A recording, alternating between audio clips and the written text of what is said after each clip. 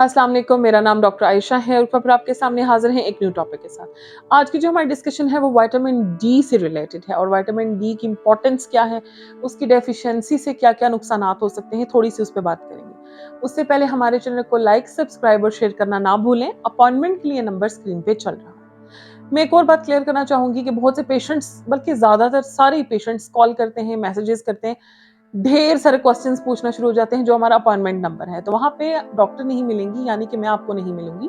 Staff होती है मेरी जो उसको डील करती हैं, गाइड करती हैं और स्टाफ की ड्यूटीज़ चेंज होती रहती हैं। एक स्टाफ आपको नहीं मिल सकता। तो आपको जो भी क्वेरीज़, क्वेश्चंस होते हैं वो आप वीडियोज़ के नीचे कमेंट कर सकते हैं। फेसबुक पे भी हमारा लिंक है, इंस्टाग्राम पे भी है, वहाँ पे भी आप कमेंट्स में या इनबॉक्स करके वहाँ पे अलग टीम होती है जो आपको इसके बारे में गाइड कर सकती है। बाकी ये नंबर सिर्फ़ और सिर्फ़ अपॉइंटमेंट्स के लिए है।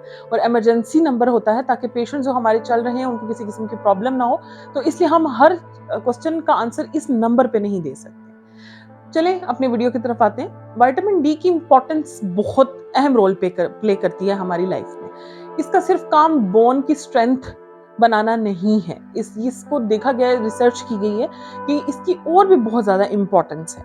विटामिन डी अल्लाह ताला ने नेचुरली हमारे अंदर प्रोडक्शन रखी है एक नेचुरल वे से, जैसे कि सन बाथ। देखिए कितनी बड़ी नेमत है कि जिससे हमारी बॉडी में प्रोड्यूस हो रहा है नेचुरली, और इसको लेने के लिए हमें ना कोई पेमेंट करनी पड़ती है, ना कहीं बैठ के इंतजार करना पड़ता है, ना ही लाइनों में लगना पड़ता है। ये तो हर किसी के घर में आती है, इजीली आती है। तो ये हमारी नाअहली है कि हम उसको एब्जॉर्ब नहीं कर पाते, गेन नहीं कर पाते। तो दैट्स बेटर।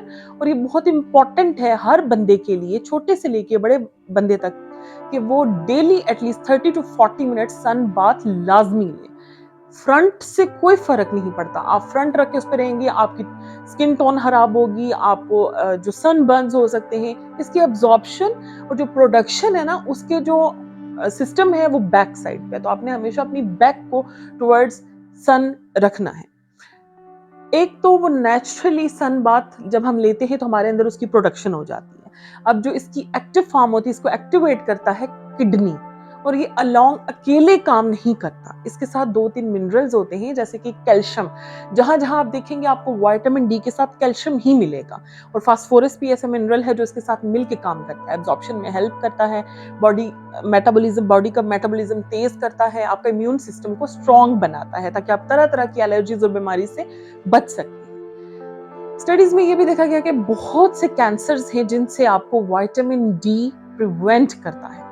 आपका BP, sugar, cancers, respiratory different diseases हैं, एलर्जीज हैं, उनसे भी प्रिवेंट करता है। आप सोचते हैं कि हमने दिन में अंडा खा लिया, दूध पी लिया, दही खा लिया तो हमारी जो पर डे विटामिन डी और कैल्शियम की रिक्वायरमेंट है वो पूरी हो जाती है, तो ऐसा बिल्कुल भी नहीं होता। आप अगर 10 से 12 ग्लास एक दिन में पिएंगे ना, तब जाके पर डे आपकी जो क्वांटिटी है विटामिन डी और कैल्शियम की, वो भी तब भी पूरी नहीं होती। लेकिन इतना जो मिल्क है वो इंसान नहीं पी सकता एक दिन में। तो आप कोशिश करें कि आप इस तरह का फूड साथ रखें, लेकिन आप विटामिन डी और कैल्शियम के जो सप्लीमेंट्स है वो आपने लाजमी साथ रखने हैं, ताकि उनकी क्वांटिटी साथ साथ फूड की भी आपके अंदर आती रहे। एक और चीज मैं बताऊंगी कि बहुत से पेशेंट्स, बल्कि कॉमन ही है कि मैं सबका बताना चाहूंगी कि हम भी अक्सर इस चीज पे नाअहली बरत देते हैं कि हम इनके टेस्ट नहीं कराते हैं, विटामिन डी लेवल्स नहीं कराते, कैल्शियम लेवल्स नहीं कराते और इसको अंधाधुंध खाते रहते हैं।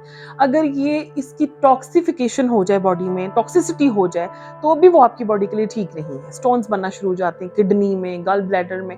तो इसकी एक खास अमाउंट, रेंजेस, वैल्यूज हैं जो आपने अपनी डॉक्टर से डिस्कस करके लेनी होती है, कितना अरसा तक। लेकिन आपने फूड जो विटामिन डी और कैल्शियम रिच फूड है उसको ज्यादा से ज्यादा एनहांस करना है अपनी डाइट प्लान। तो आपने ये टेस्ट पहले कराएं, इसको ज्यादा से ज्यादा अवेयरनेस होनी चाहिए आपको कि आपने अपने लेवल्स मेंटेन करने। ज्यादातर हर दूसरी औरत में इन चीजों की कमी होती है, वो तो डेफिनेटली कमी होती है, लेकिन कुछ लोगों की ये कमियां पूरी भी होती है, बाकी मिनरल्स की वजह से उन्हें ये साइन सिम्टम्स भी हो रहे हो तो उनकी कमी की वजह से, जिसकी वजह से वो ये विटामिन डी और कैल्शियम खाते रहते हैं, एंड पे जाके पता चलता है कि इसकी तो टॉक्सिसिटी हुई हुई आपकी बॉडी में।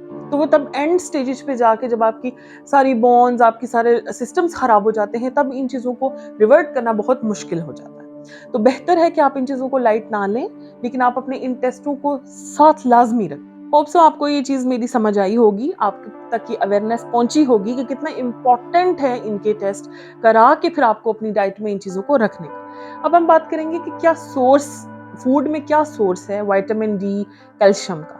सबसे पहले तो उसमें आ जाता है जी मिल्क, योगर्ट, एग आ जाता है।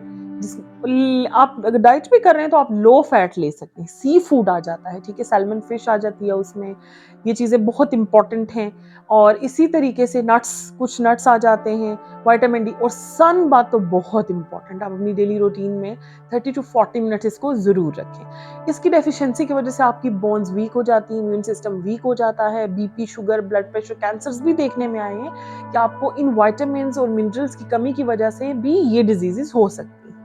होप सो आपको नॉलेज हुआ होगा कि विटामिन डी और कैल्शियम की इंपॉर्टेंस हमारी लाइफ में कितनी ज़्यादा है, ना कि सिर्फ फूड में बल्कि उसके सप्लीमेंट्स भी कितने ज़्यादा इंपॉर्टेंट है। तो आप इन चीज़ों को अपनी लाइफस्टाइल में ज़रूर रखें। इसी के साथ हमें इजाज़त दें, अपना ख्याल रखें, फिर हाजिर होंगे एक न्यू टॉपिक के साथ। अल्लाह हाफिज़।